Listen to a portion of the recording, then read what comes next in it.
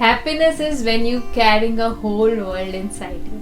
Pregnancy एक lady को इतना ज़्यादा रिस्पॉन्सिबल बना देती है कि वो कॉन्शियस होती है कि मुझे हर दुनिया की जितनी भी नरिशिंग चीज़ें हैं वो मैं इस टाइम पे ले लूँ, क्योंकि वो एक छोटी सी लाइफ को पैदा करने वाली है और वो चाहती है कि मेरा जो बेबी हो वो बिल्कुल हेल्दी हो और उसे किसी भी बात की कोई भी प्रॉब्लम लाइफ टाइम में ना रहे।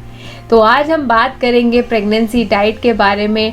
ऐसी क्या क्या चीज़ें हैं जो आप अपने प्रेगनेंसी की डाइट में इंक्लूड करके एक छोटी सी लाइफ जो आपके अंदर ग्रो कर रही है उसको नरिश कर सकते हैं।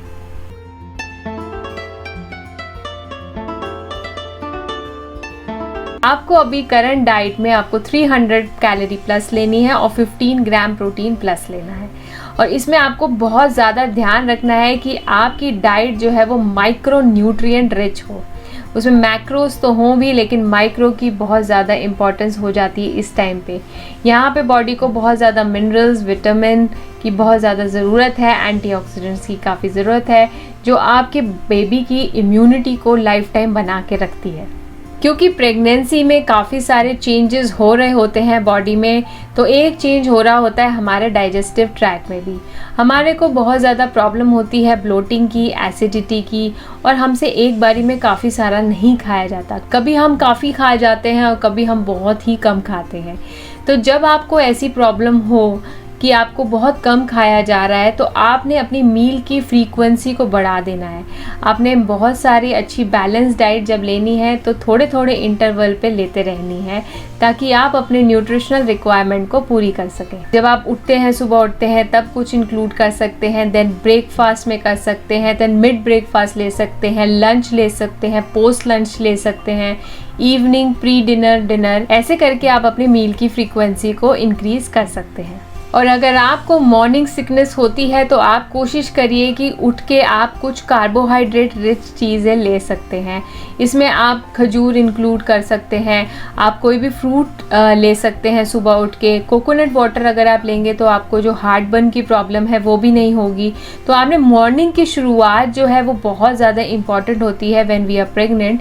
तो मॉर्निंग की जो शुरुआत है उसमें बहुत ज़्यादा ध्यान देते हुए ऐसे मील को इंक्लूड करना है जो हमारी को जलन ना पैदा करे, हमारे को एसिडिटी और ब्लोटिंग की प्रॉब्लम ना शुरू हो जाए। तो इसमें सबसे ज़्यादा आइडियल होता है कि आप अपने सोक्ड नट्स ले लीजिए, आप खजूर ज़रूर लीजिए, इसमें खजूर बहुत ज़्यादा इंपॉर्टेंट है।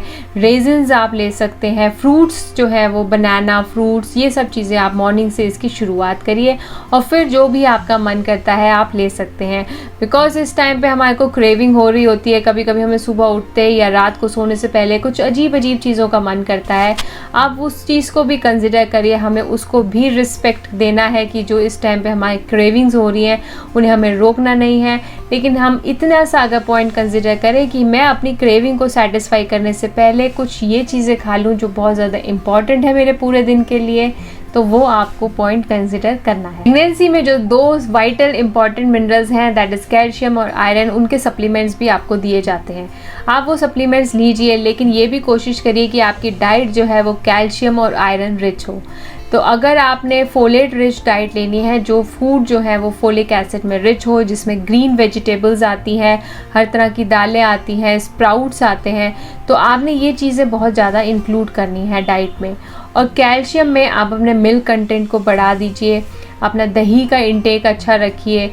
इसमें आप अपने सेसमे सीड को आप इंक्लूड ज़रूर करिए, क्योंकि सेसमे सीड के अंदर जो कैल्शियम होता है वो बहुत ज़्यादा अच्छा होता है, प्लस इसमें प्रोटीन भी काफ़ी ज़्यादा हाई है। ये आपके लिए इजीली डाइजेस्टेबल भी है। तो एक प्रेग्नेंट लेडी को सेसमे सीड जो है वो इंक्लूड करने ज़रूरी हैं।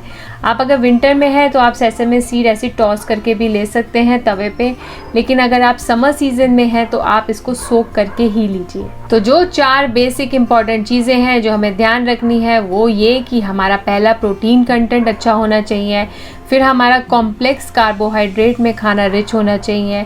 ऐसे फैट्स इंक्लूड करिए जो ओमेगा 3 में रिच हो, जैसे वॉलनट्स हो गया, नट्स हो गए, ये सब चीज़ें ओमेगा 3 में रिच होती हैं। और विटामिन और मिनरल जो है वो आपकी डाइट में उतने जा रहे हो जितने आपकी रिक्वायरमेंट। प्रोटीन हमें कितना लेना है, अगर मान लीजिए अभी इस टाइम पे आपका करंट वेट 50 kg है, तो उसमें आपको 50 ग्राम प्रोटीन लेना है, प्लस उसमें 15 कर दीजिए यानी 65 ग्राम ऑफ प्रोटीन आपको रिक्वायरमेंट है। तो इतने प्रोटीन की डिमांड को पूरा करने के लिए आपको अपने डाइट में कम से कम 500 ml मिल्क इंक्लूड करना है।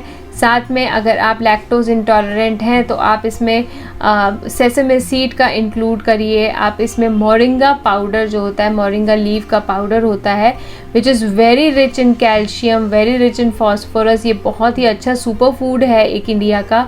तो आपने मोरिंगा पाउडर का यूज़ कर सकते हैं। इसमें आप नट्स इंक्लूड करिए, सीड्स सारे इंक्लूड कर सकते हैं। इसमें सेसमे सीड्स हो गया, पम्पकिन सीड हो गया, सनफ्लावर सीड्स हो गए, चिया सीड्स हो गए, they are very rich in protein. आप इसमें ओट्स इंक्लूड कर सकते हैं, ओट्स भी प्रोटीन में काफ़ी रिच होता है। स्प्राउट्स डालें, ये भी प्रोटीन में काफ़ी रिच हैं। और स्प्राउट्स को तो अगर आप इंक्लूड करते हैं तो एक कंप्लीट फूड है जिसमें आपको फोलिक एसिड भी मिलता है, कैल्शियम भी मिलता है, विटामिन्स एंड मिनरल्स भी मिलते हैं, और वो सारी रिक्वायरमेंट एक सैलेड का बोल जो है वो पूरा करता है।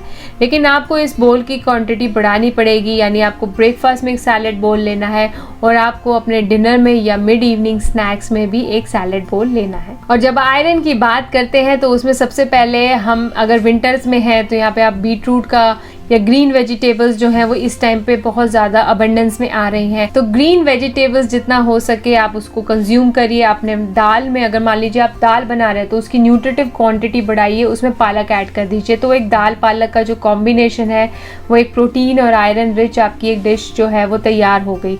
इस तरह वाइजली चूज़ करके आप अपनी सब्जियों में ग्रीन वेजिटेबल्स कहीं ना कहीं इंक्लूड करिए ताकि आपका जो आयरन कंटेंट है वो मिल जाए। आयरन कंटेंट को बढ़ाने का एक सबसे अच्छा तरीका ये है कि आप खाना जो है लोहे की कढ़ाई में बनाइए। लोहे की कढ़ाई में जब हम खाना बनाते हैं तो उसमें आयरन जो है वो हमें मिल जाता है। और लास्ट में आपको इसमें लेमन या टोमेटो या कोई भी सिट्रस चीज़ डालनी है, उससे क्या होता है आयरन का एब्जॉर्प्शन जो है वो बढ़ जाता है। उसके बाद आप रेजिन्स यूज़ करिए। आपने किशमिश बहुत सारे खाने हैं, आप किशमिश आप सोक करके खाइए। सोक करने के बाद जो उसका पानी होता है, जिस पानी में आपने उसको सोक किया है वो पानी ज़रूर पिए, that is very iron rich. अनार अपनी डेली डाइट में डालिए। बीटरूट और कैरेट का जूस जो है वो आप डेली डाइट में डालिए। तो ये मेक श्योर करेगा कि आपको एक सफिशिएंट क्वांटिटी ऑफ आयरन आपकी डाइट में ज़रूर मिले। प्रेगनेंसी में हमें क्रेविंग्स होती हैं, कई बार हमारे को बड़ी अजीब क्रेविंग्स होती हैं जिनको पीका बोला जाता है। इसमें हम ऐसी चीज़ें खाते हैं जिसकी न्यूट्रिशनल वैल्यू कोई नहीं है। कई लोग बहुत ज़्यादा बर्फ़ खाते हैं, कई लोग ईंटें खा जाते हैं, चौक खा लेते हैं। तो ये अगर आपको इस तरह की क्रेविंग हो रही है तो ये इंडिकेटर है कि कहीं ना कहीं आप माइक्रो न्यूट्रिएंट डेफिशिएंट है। अपनी डाइट में माइक्रो न्यूट्रिएंट्स इंक्लूड करिए। और उसका सबसे अच्छा तरीका है कि आपको डेली जो है कम से कम 4 फ्रूट्स जो है वो आपको लेने ही लेने हैं। तो आप अपनी डाइट में फ्रूट्स का इंटेक और सैलेड का इंटेक बढ़ा दीजिए, स्पेसिफिकली फ्रूट्स का इंटेक। आपने मॉर्निंग में, ब्रेकफास्ट में, फिर आपने इवनिंग में और फिर आपने डिनर के बाद फ्रूट्स जो है वो इंक्लूड करने हैं। ये मेक श्योर करेगा कि आपको माइक्रो न्यूट्रिएंट डेफिशिएंसी ना हो। और फ्रूट्स जो है वो आप अपने पसंद के चूज़ करिए जो इस टाइम पे आपको पसंद है। इसमें सबसे इम्पॉर्टेंट बात, कैसे पता चलेगा कि इस टाइम पे मेरे लिए क्या चीज़ अच्छी है? तो बहुत ही सिंपल फॉर्मूला है, लोकल एंड सीजनल। जो लोकेलिटी में आप रह रहे हो वहाँ पे जो सीज़न के अकॉर्डिंगली फ्रूट्स एंड वेजिटेबल्स आपको आ रहे हैं जो काफ़ी चीप रेट में आते हैं बिकॉज वो उस टाइम पे सीज़न में है।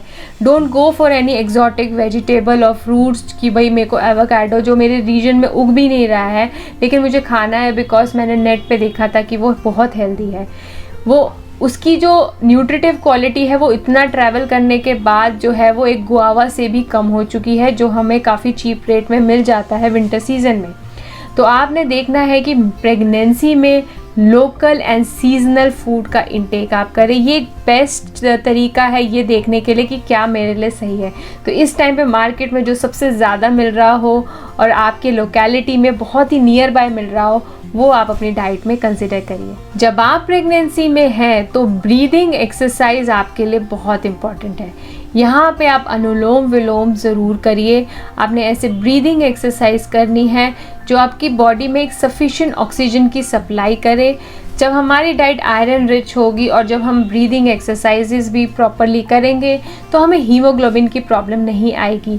कई बार हमें लो हीमोग्लोबिन की प्रॉब्लम का सामना करना पड़ता है तो वो चीज़ हमें ध्यान रखेंगे।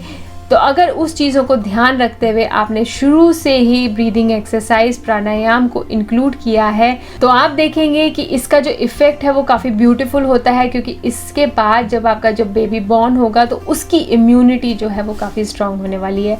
अब हमें प्रेगनेंसी में क्या चीज़ें अवॉइड करनी है। अगर आपको किसी भी तरह की एडिक्शन है, स्मोकिंग, अल्कोहल, तो इसको आपने स्टॉप करना है because it is very harmful for your baby. कोशिश करनी है कि हम फ्राइड फूड या प्रोसेस फूड का इंटेक इतना ज़्यादा ना करें, क्योंकि इससे आपके ब्लोटिंग की या इंडाइजेशन की प्रॉब्लम बढ़ सकती है। और अगर आप फ़िश का इंटेक करते हैं, आप नॉन वेजिटेरियन हैं, तो आपने ध्यान देना है कि जिस भी फ़िश का मर्क्यूरी कंटेंट काफ़ी हाई हो वो आप अपनी डाइट में ना डालें। और जब आप नॉन वेज का इंटेक लेते हैं तो मेक श्योर करना है कि जो क्वालिटी ऑफ नॉन वेज आप खरीद के ला रहे हैं वो फ्रेश हो, वो हाइजीनिक हो, ताकि आपको बाद में फूड पॉइजनिंग का सामना ना करना पड़े। और एक्सेसिव टी और कॉफ़ी से भी आप दूर रहें, एक्सेसिव कैफीन भी आपके लिए अच्छा नहीं है। और लास्ट में स्ट्रेस फ्री रहिए, खुश रहिए, बिकॉज ये एक ऐसी अपॉर्चुनिटी आपको मिली है जो आपको अनलिमिटेड हैप्पीनेस आपकी पूरी लाइफ को देने वाली है। तो अपने लाइफस्टाइल में बैलेंस डाइट के साथ एक स्ट्रेस फ्री एनवायरनमेंट भी लेके आइए, ताकि जो आपका न्यूबॉर्न बेबी हो वो काफ़ी अच्छी इम्यूनिटी के साथ आए, हेल्दी आए और चीयरफुल आए। उससे ज़्यादा आपको क्या चाहिए। तो प्रेगनेंसी से रिलेटेड अगर आपके पास कोई क्वेश्चन है तो do right me in the comment box and I will see you next Sunday.